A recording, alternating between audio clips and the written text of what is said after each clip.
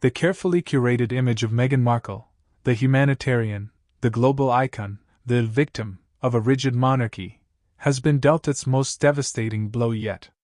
For years, whispers of a yacht girl past shadowed the Duchess, dismissed by her supporters as nothing more than baseless internet trolling. However, the tide has officially turned. The emergence of Christopher "Yacht Boy" Jones, a former insider who claims to have worked alongside the then-struggling actress during her pre-royal years, has sent shockwaves through Montecito.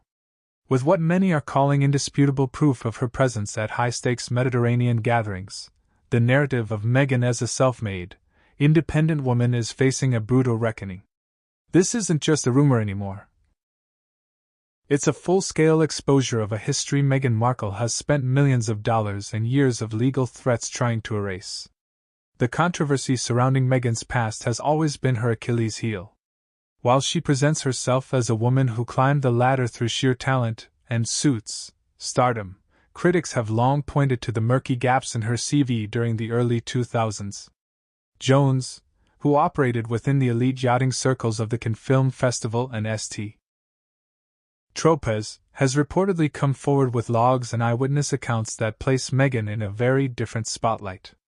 According to these claims, she wasn't just a guest, she was part of a circuit where ambitious young actresses sought connections with powerful businessmen and high-profile figures. This revelation validates the long-held suspicion that Meghan's rise to prominence was fueled by a level of calculated networking that she now finds deeply inconvenient to acknowledge. A pattern of strategic omissions. The sheer fury radiating from the Sussex camp in response to these claims speaks volumes. Rather than a calm dismissal, we are seeing the classic Markle ENRAGED response, a defensive posture that often surfaces when she loses control over her public narrative. Historically, Meghan has been quick to litigate or cancel anyone who dares to peek behind the curtain of her carefully constructed biography. From the fallout with her father to the bridge burning with the royal family, the pattern is consistent.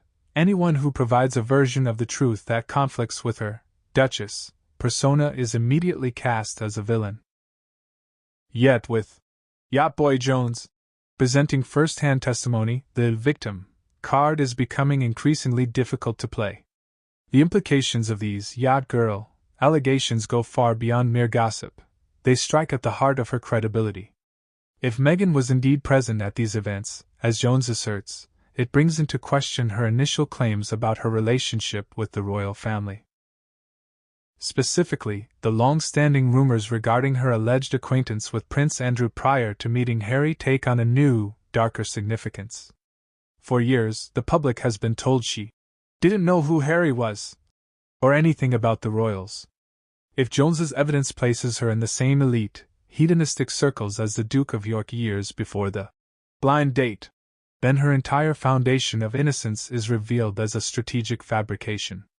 The breakdown of the narrative.